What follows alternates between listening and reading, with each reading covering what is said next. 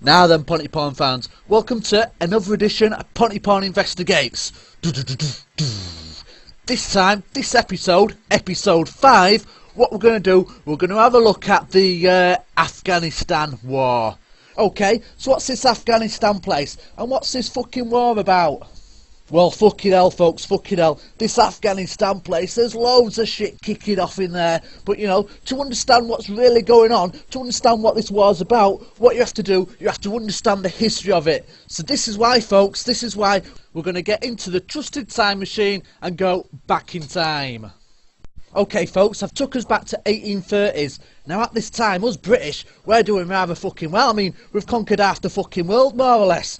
Anyway, this place here, this is India. Now, we control this place. This is ours, right? Now, Afghanistan sits on the top of India. Of course, this is in the days before Pakistan were invented, right? So what's happened is, we've got our own little empire here. Trouble is, yeah, you've guessed it, it's the fucking sneaky Russians. They want a little bash at this empire building as well.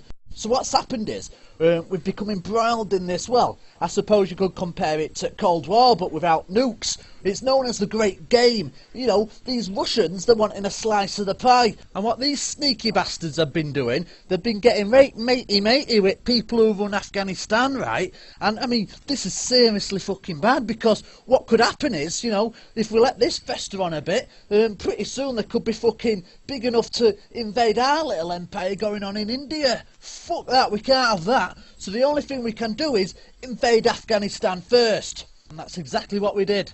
Because in 1839, what we do, we move his troops in there, we fucking invade the place, and basically Afghanistan is now ours. We've invaded it fair and square. So what we do, we put a bloke called Shah Shuja in charge of the place. He runs the gaff from now on, but, you know, he takes his orders from us, and basically Afghanistan now belongs to Britain. Trouble is, and for anyone who's ever played Total War games, you'll know when you're conquering the world, you can't have all your armies in the same place at the same time. So what's happened is, we didn't have enough troops in Afghanistan, you know, to keep the order going on, and in 1841, we got a little bit overrun by the local tribes, and we had to retreat out of there. We lost the place. So anyway, in years what followed all this, like, these new Afghani leaders, they were getting made pally-pally with Russian diplomats, you know.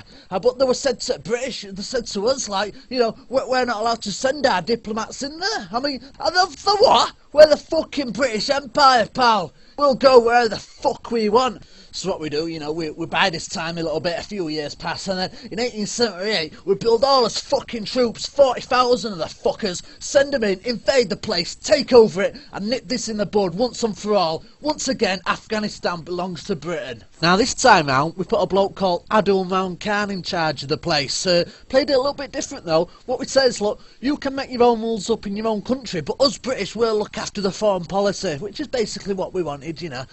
So nice little cushy agreement, went on for a good few years. Then he passed away, his son took charge, and another 20 years went by. Although things started to fuck up in 1919, his son, some silly cunt, went and assassinated him, which left us fucked. And before we knew it, right, we had all these Afghani tribes attacking our Indian border. Cheeky bastards. I mean, this is fucking 1919, folks, end of World War One. I mean, we'd lost a lot of men in that war. We were fucked. We'd had fucking all his hardcore fucking troops. We were all fucking dead from war. Although, you know, a bit of fucking fight broke out on Indian border. You know, we were bashing them, they were bashing us. Good job, we had air power. That definitely helped us out a bit. Now, we didn't exactly lose this war, but I tell you so, we didn't fucking win it either. The end outcome was, the war would end, a bit of an armistice was made, and Afghanistan actually gained its independence. We no longer had control over it. This is bad shit, folks. Bad shit.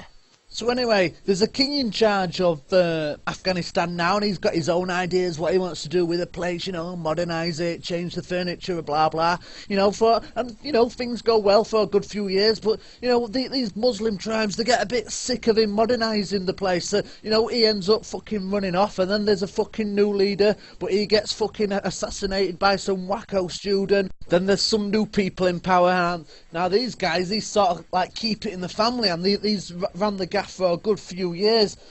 Anyway, meanwhile, us British, with help from Americans, of course, what we've been doing with our little Indian empire is we split it into three. Well, we split it into two first, and then we made the other one a bit further down the line. Three different separate entities, separate empires.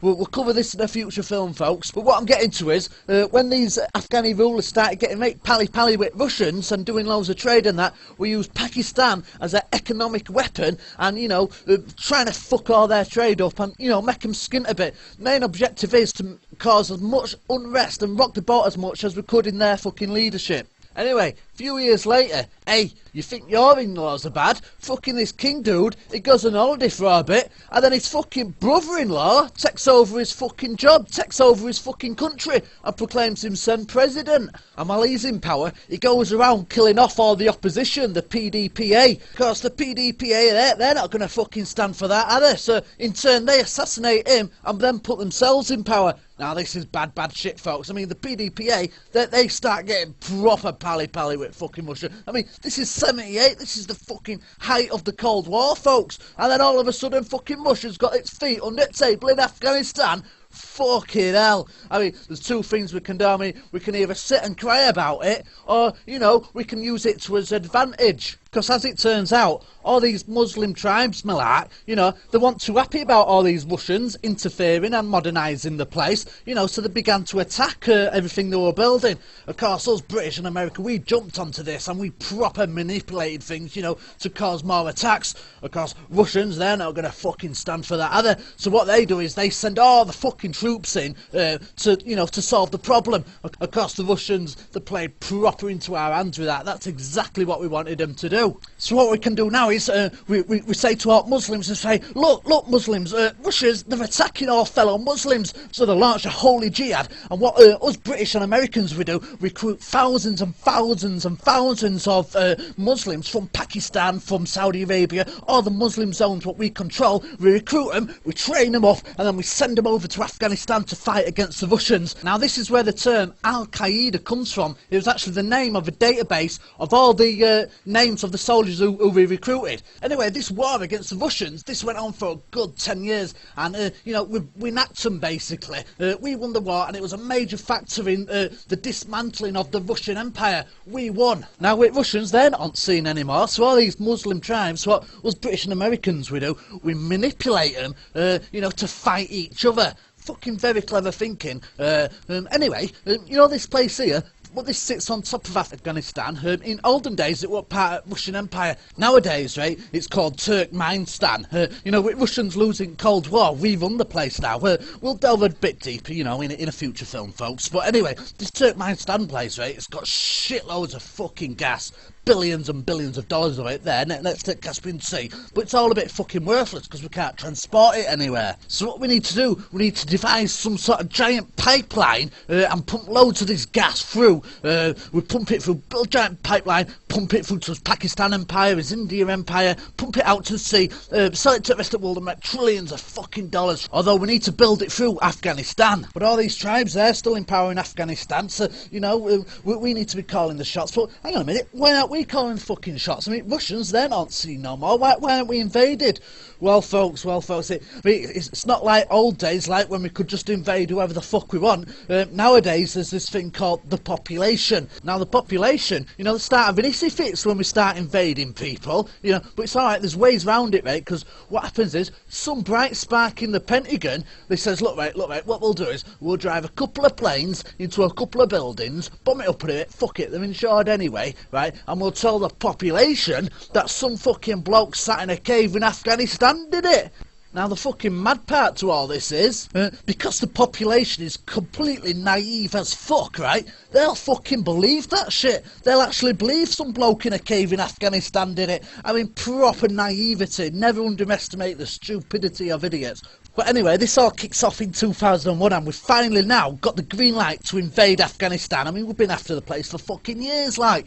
But anyway, first thing we do, we get a central bank system in there, start issuing the population with debt. Fucking brilliant. Let's start making some money.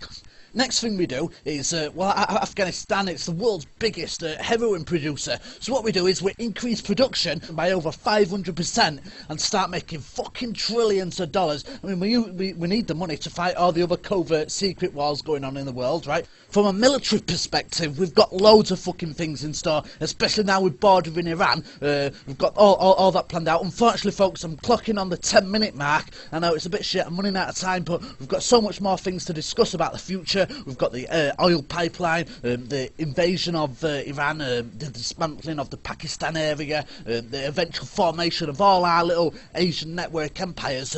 So much more to discuss. So what I'm going to have to do is I'm going to have to make a new film about the future of Afghanistan. I'll put a little link here. But anyway, yeah.